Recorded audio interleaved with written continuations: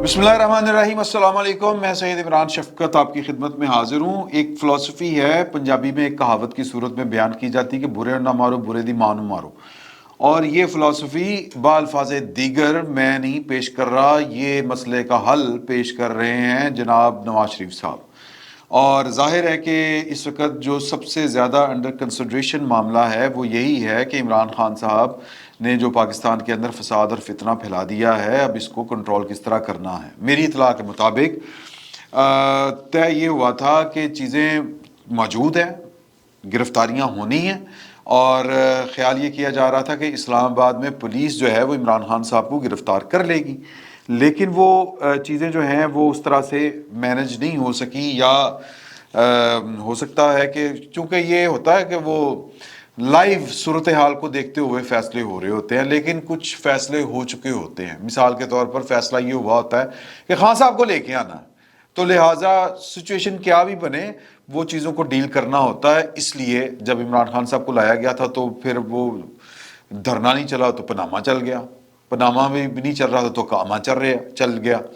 तो और बहरहाल इसके मतलब ये ओपन सीक्रेट्स हैं, इस पर बहस करने की हमें ज़रूरत नहीं है।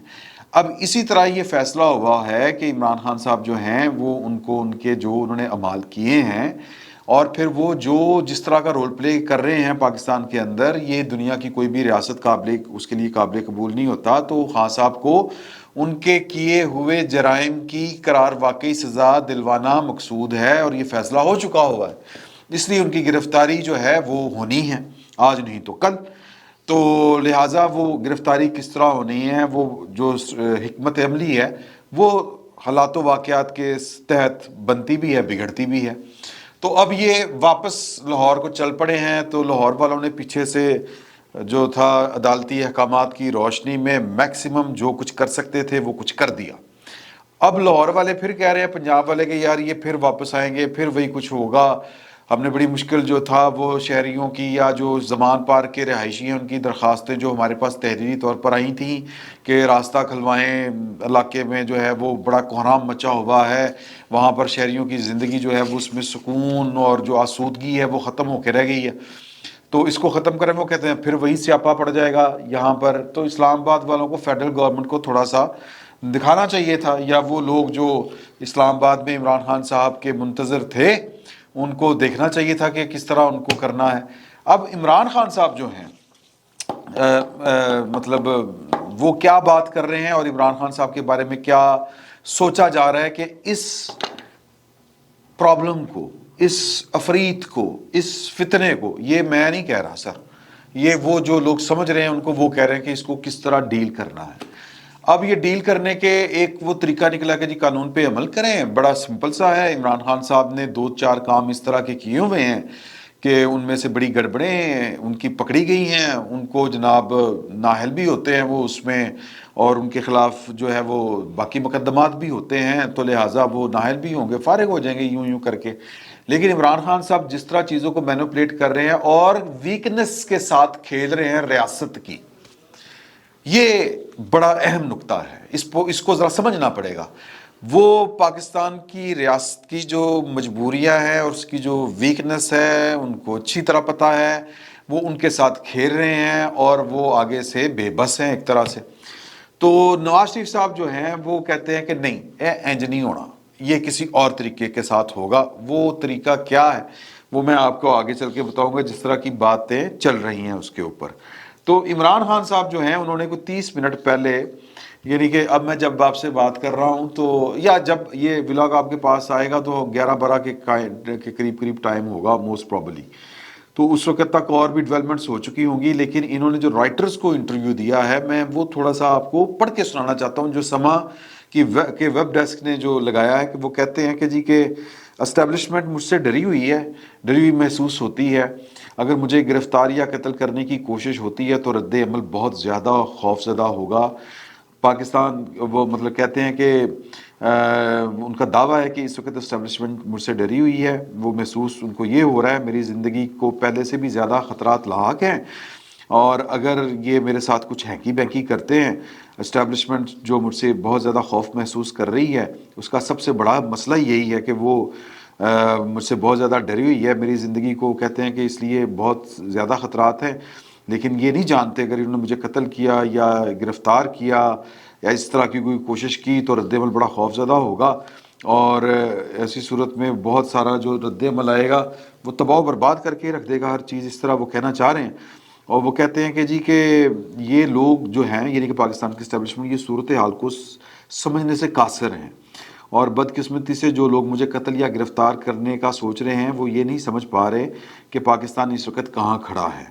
اور وہ کہتے ہیں کہ جی کہ پاکستان کی جو اسٹیبلشمنٹ ہے اس کا 70-75 سال سے تاریخ میں ایک رول رہا ہے، کردار رہا ہے، اب اس میں توازن قائم ہونا چاہیے، اب ہمیں توازن قائم کرنا ہوگا کیونکہ پرانا سلسلہ قابل عمل نہیں رہا۔ بڑی اچھی بات کر رہے ہیں وہ،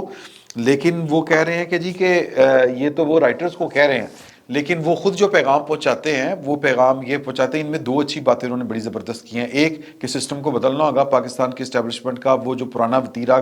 کارکردگی ہے اس کو ختم کرنا ہوگا اور توازن اس میں قائم کرنا ہوگا۔ ویری گڈ، یہ بڑی اچھی بات ہے عمران خان صاحب کی اس بات کو۔ عمران خان صاحب جب کرتے ہیں تو اچھی باتیں کرتے ہیں، اس کو اپریشیٹ کرنا چاہیے، ویری گڈ۔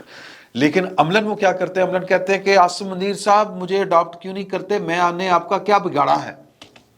یہ نواز شریف کی شکل آپ کو زیادہ اچھی لگتی ہے، میں نے آپ کی کون سی خدمت نہیں کی؟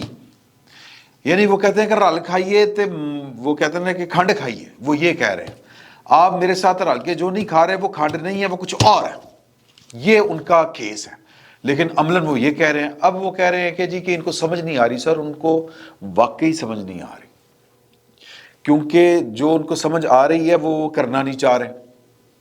سمجھ ان کو جو چیز آ رہی ہے وہ تو وہی ہے جو بڑا آسان سا فارمولہ ہے جو نواز شریف صاحب کو سمجھ آ رہا ہے۔ نواز شریف صاحب اس کا مطالبہ بھی کر رہے ہیں، ان کے ہم نوا والا مطالبہ کر رہے ہیں، اور وہ کیا ہے کہ برے نہ مارو برے دی مان مارو۔ یہ اب میں ظاہر ہے کہ چھوٹا منہ بڑی بات، یہ نواز شریف صاحب نے ابھی تک بات پبلکلی اس طرح سے نہیں کی، تو لہٰذا ہم جو کھل کے بات کریں گے تو ہم غریب لوگ ہیں، ہم ٹینشن میں آئیں گے، مطلب کام خراب ہوئے گا۔ تو عمران خان صاحب کے لیے جو حل تجویز کیے جا رہے ہیں وہ میں نے آپ کو بتائے کہ جی کہ اس طرح کرتے ہیں کہ یہ جو فلاں کیس ہے توشہ خانہ والا، اس میں یہ بچتے نہیں ہیں۔ اچھا، توشہ خانہ والے کیس میں عمران خان صاحب چونکہ آزاد ہیں اور ان کا ایک اچھا خاصا جو جس کو ہم کہتے ہیں کہ پروپیگنڈا کرنے والا بہت بڑا ایکٹیو سیل ہے، وہ اس کو کاؤنٹر کرتے ہیں اس طرح سے کہ جی کہ سب نے لیے ہیں تحفے۔ اچھا، سب نے لیے ہیں، لیکن عمران خان صاحب یہ بھول جاتے ہیں بتانا کہ اصل جرم یہ ہے کہ وہ تحفے انہوں نے کہاں سے لیے، ان کی پیسے جو دیے انہوں نے چھپائے نہیں، ایک بات۔ دوسری بات یہ کہ انہوں نے پھر وہ آگے بیچے نہیں، دوسری بات۔ اور انہوں نے تو وہ چھپائے بھی، اور یہ بھی نہیں بتا رہے کہ وہ پیسے جن سے میں نے تحفے خریدے تھے وہ کہاں سے آئے۔ تو یہ بڑا ایک خوفناک معاملہ ہے۔ پھر ایک وہ کہتے ہیں کہ جی کہ ملک ریاض والا چلا لیں، اس میں پھنس سکتے ہیں،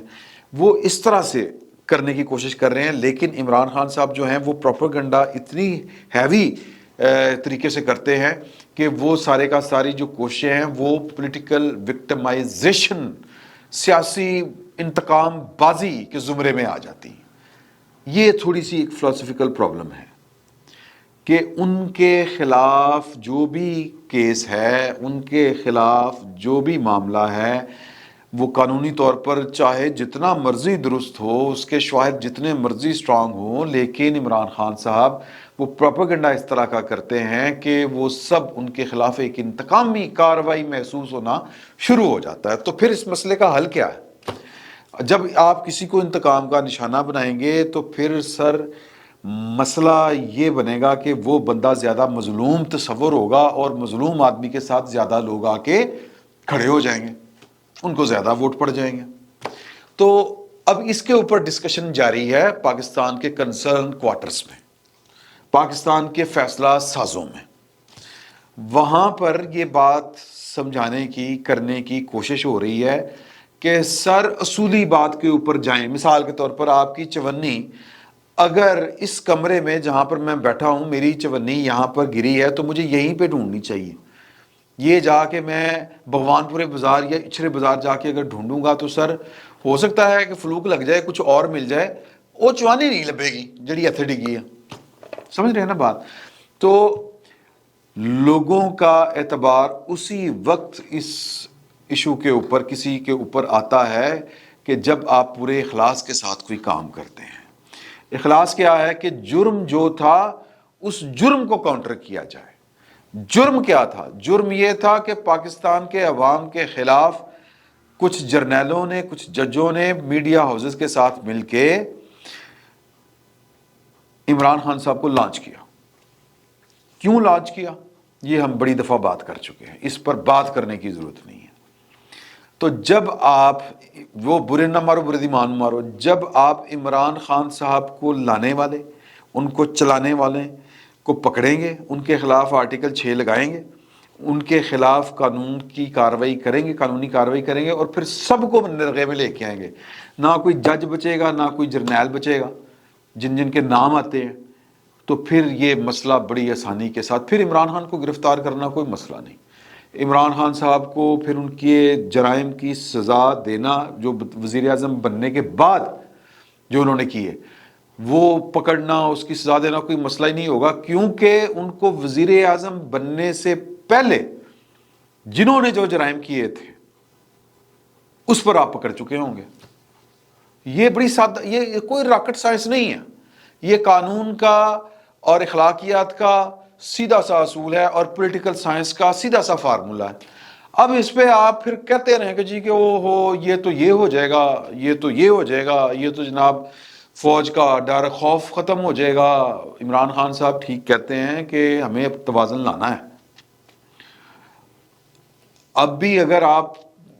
مطلب عمران خان صاحب کا رد عمران پروجیکٹ جو بھی چلا رہے ہیں،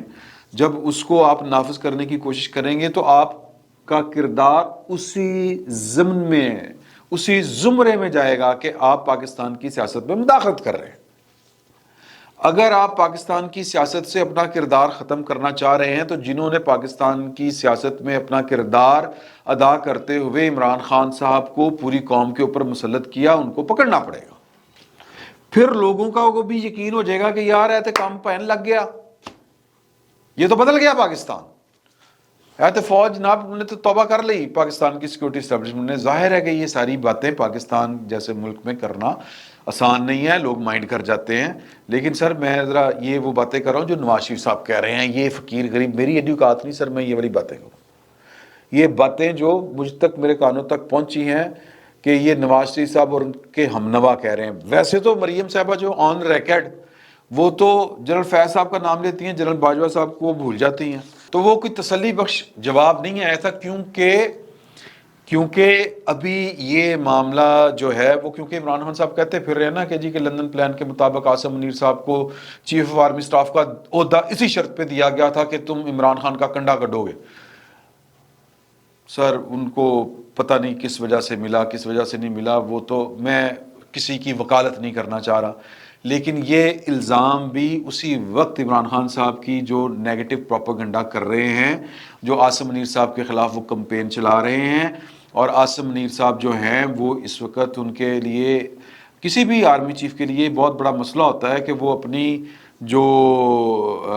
زیر کمانڈ فورس ہے اس کے اندر ڈسپلن کو یوں کر کے رکھے۔